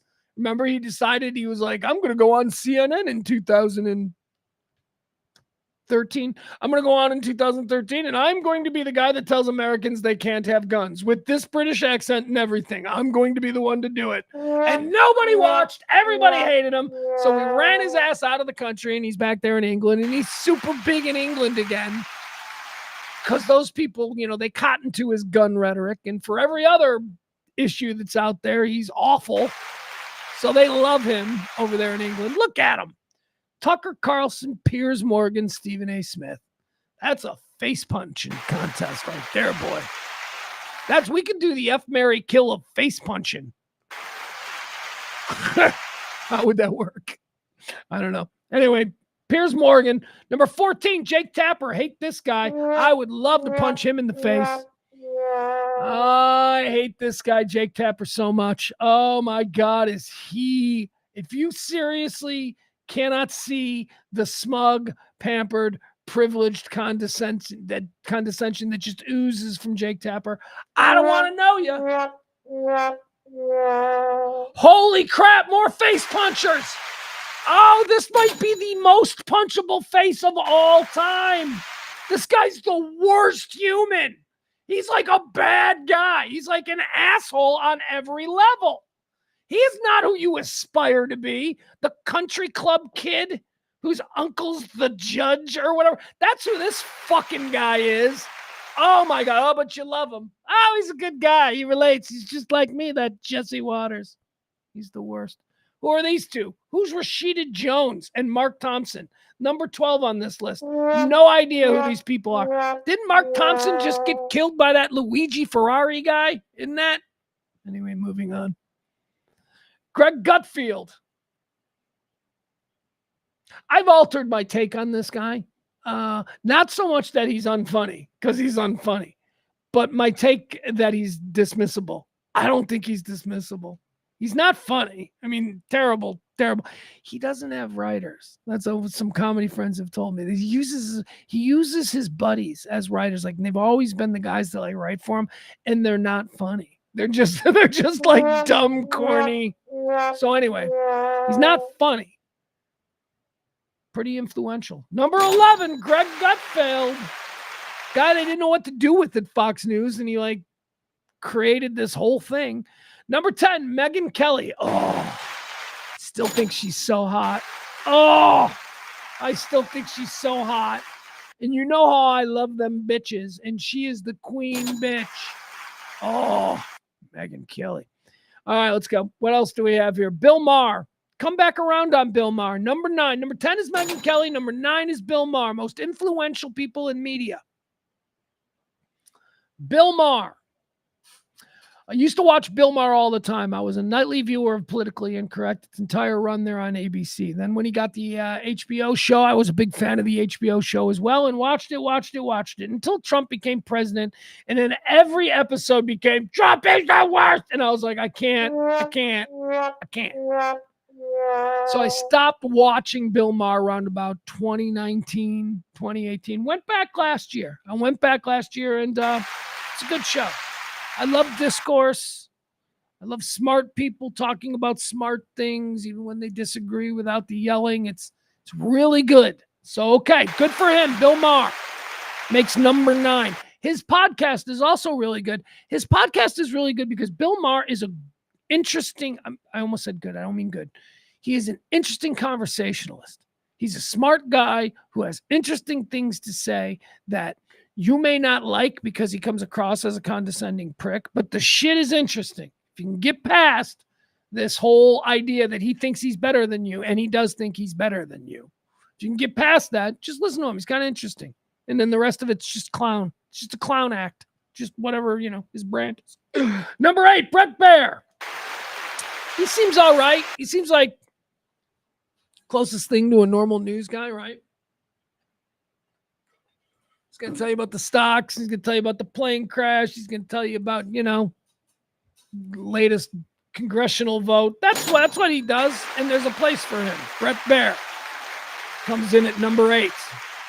Number 7 is Matt Drudge.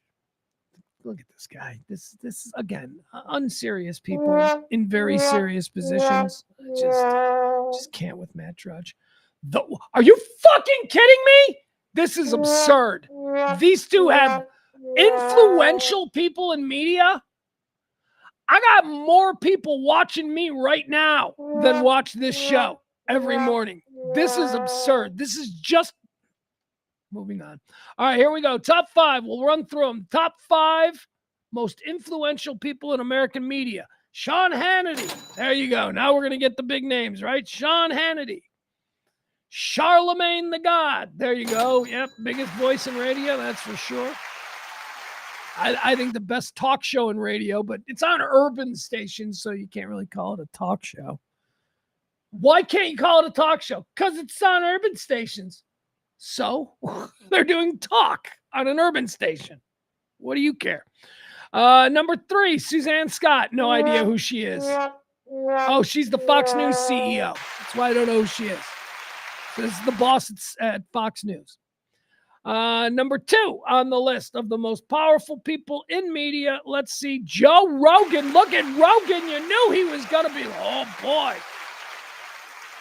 Podcasters all over this list. Number one most important, most influential person in media for 2024, Elon Musk. Really? We did all that for Elon Musk just because he bought Twitter on a whim? All right, there you have it. Another disappointing list. Whomp, whomp, whomp, whomp. Barney says, is Rachel Maddow impersonating Nick Fuentes or the other way around? They are very similar looks. Cannot be denied. Very similar looks. All right, guys, we're going to wrap the show up today. I do want to share something with you, though. I want to share something I'm very excited about. Did any of you guys check out Rivals? I told you guys to check out Rivals on Hulu. It's so good. It is so good. I was in a television wasteland for about 9 months where I was just there was nothing that caught my attention, nothing that I wanted to see, nothing that was like, yeah, I'm excited about a new series.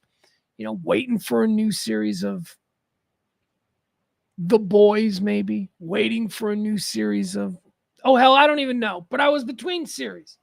I had nothing. And then slowly, as we get, and I think this happens around this time of year because a lot of people are taking time off and they're sitting on their couches and they're looking for things to watch.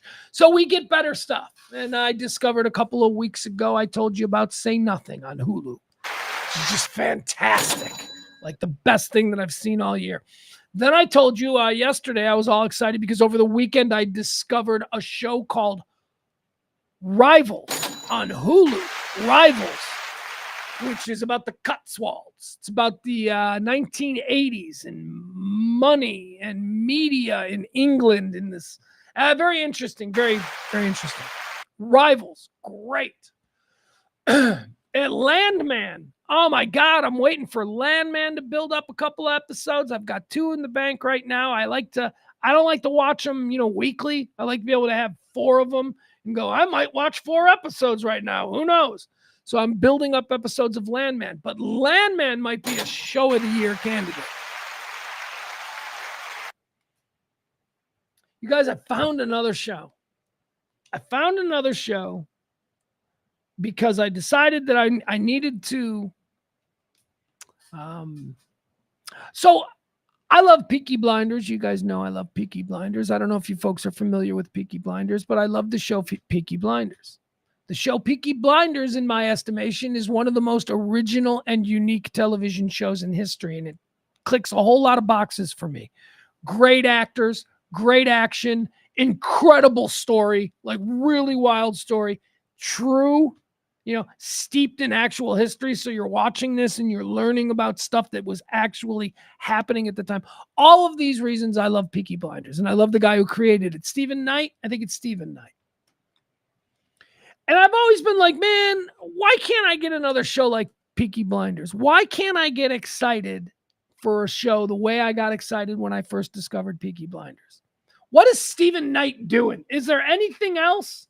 So by happenstance, I went and just looked up Stephen Knight. And as it turns out, I just Googled Stephen Knight, and boom, from yesterday comes an announcement that Stephen Knight's new show has been picked up for a 2nd season.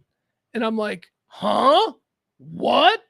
And it's going to be debuting on Amazon. And that because of this, Amazon is now making available season 1 of Stephen Knight, creator and writer of Peaky Blinders, Stephen Knight's new series. And I'm like, what? What is this?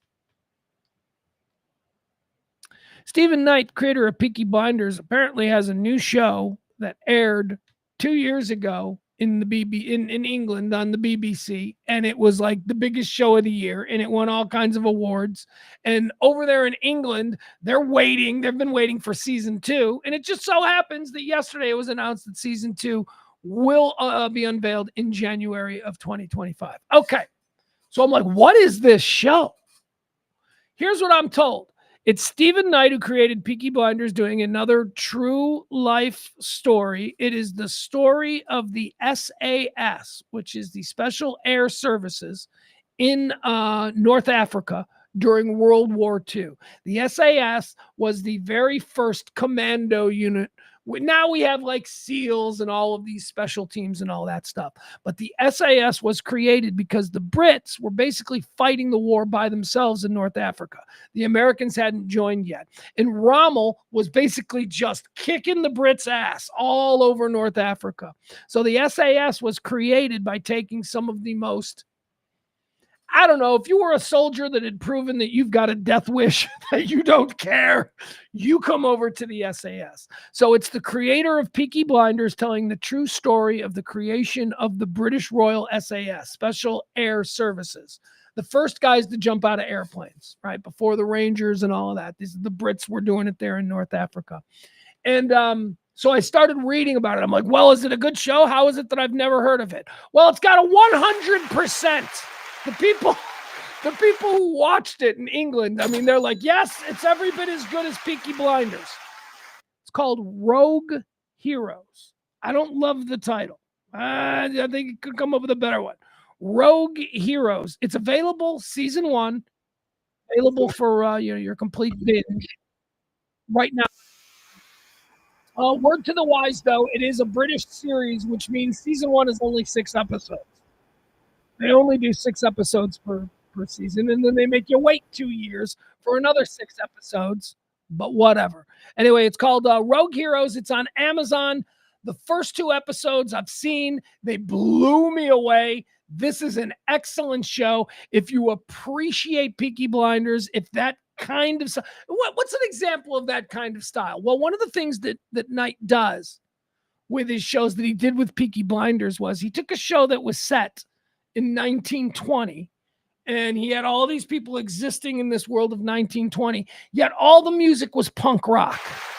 Like all the music, like the fight scenes were all punk rock, and they were all, and it's because Stephen Knight has this sort of thing that he does with, it's not Stephen, is it? Am I saying it wrong? Anyway, he seems to have this style about him in his shows where he takes the punk rock ethos of London 1978 through like 1984. He takes that punk rock attitude and vibe and energy and places it in other eras of British history. Like, well, the guys who started the SAS, they were no different than Johnny Rotten and the punks of 1970. So it's that kind of a vibe that he creates. Anyway, here's the trailer for it. If you're looking for something, I gave you something that was good for you and the wife. Rivals. The whole you and the wife will enjoy Rivals. This might just be for the guys, but this is a tremendous show that I discovered yesterday. Rogue Heroes on Amazon Prime. Check it out. In a world where there are no rules, no order, no organized plan, certain men must take matters into their own hands.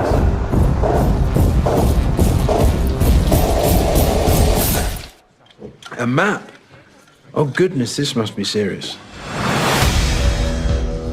The Germans keep advancing while we fold our arms. I have an idea that might move the war in our favor.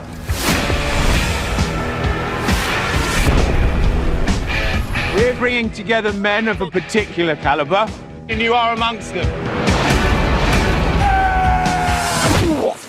Finally, I feel at home. Welcome to this new brigade, the SAS. Who are the SAS? You are the SAS, the Special Air Service.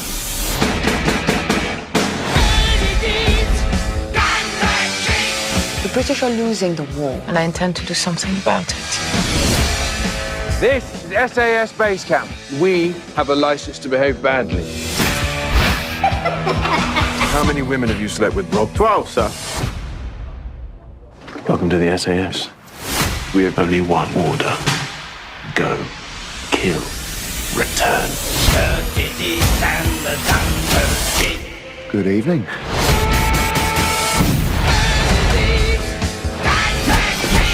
I hope I did no permanent damage.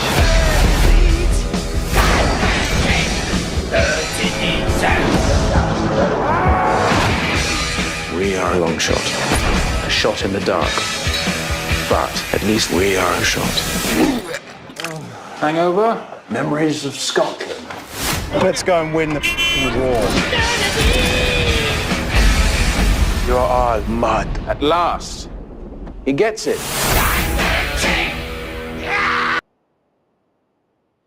All right, that's it. Rogue Heroes. That's my suggestion to you. So now you've got Rivals on Hulu. You've got Say Nothing, also on Hulu. And now you've got Rogue Heroes on Prime. Season 1 of Rogue Heroes available now on Amazon Prime. Season 2 of Rogue Heroes coming in January. Already excited about season 2. I'm only 2 episodes into season 1. All right, guys, that's going to do it. One more time, I want to thank our executive producer of today's show, the incredible, thank you so much for stepping up, Jennifer H. Thank you, Jen. That's very kind of you. If you want to help support this kind of talk radio, non-divisive, non-political talk radio for normal people every day for 3 years now, Monday through Fridays at noon, drop a little something in either the Cash App or the Venmo or, I don't know, send a big bag of cash over here to the studios. That'll work too. It all works. No, thank you, Peter. Peter's like, thanks, Pugs. I'm like, no, thank you, Peter. Thank you.